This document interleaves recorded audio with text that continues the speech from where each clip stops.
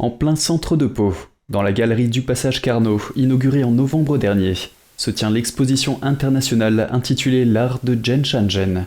L'exposition rassemble une collection d'œuvres de plusieurs peintres de renommée internationale autour de l'histoire de la pratique du Falun Gong et de sa terrible persécution par le Parti communiste chinois. Le Falun Gong est un Qigong traditionnel chinois qui a plus de 5000 ans, qui se pratiquait dans la Chine antique et qui a été pratiqué librement jusqu'en 1999, qui est basé sur 3 principes fondamentaux du Falun Dafa. Ce sont authenticité, bienveillance, tolérance dans tous les actes de la vie quotidienne.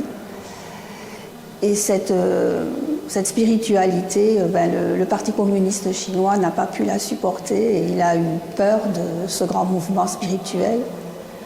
Plus de 100 millions de Chinois le pratiquaient librement tous les matins dans les parcs, en Chine. Selon Doorn, le mouvement en expansion rapide et spontanée, qui en 1998 dépassait le nombre de personnes affiliées au PCC et échappait au contrôle du régime chinois, a fait peur au pouvoir dictatorial. Et à partir du 20 juillet 1999, il a été interdit. Et tout pratiquant qui continuait ont commencé à être persécutés et ont subi une persécution sévère qui continue jusqu'à aujourd'hui. Les pratiquants de Falun Gong, malheureusement, depuis plusieurs années, servent également de réserve d'organes vivants pour le tourisme d'organes. Et ça rapporte beaucoup d'argent au gouvernement chinois.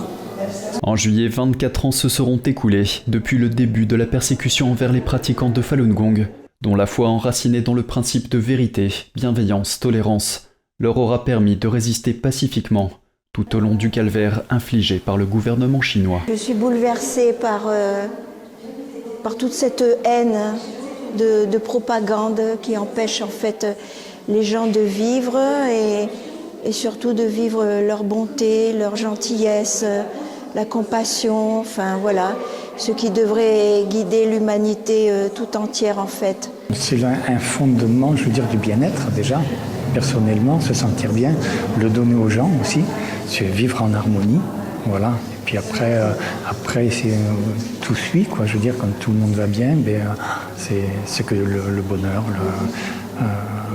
le corps va bien, enfin tout va bien. C'est le respect, voilà, c'est de savoir prendre des décisions, c'est savoir à chacun les nôtres aussi. Voilà, parce qu'on ne pense pas toujours à faire le bien de la même façon. Ça rejoint aussi la chrétienté, c'est pareil, quand on a la foi, il y a un calme intérieur et une paix et une ouverture à l'autre pour le découvrir. Découvrir l'autre, ses autres cultures, moi je trouve ça très important.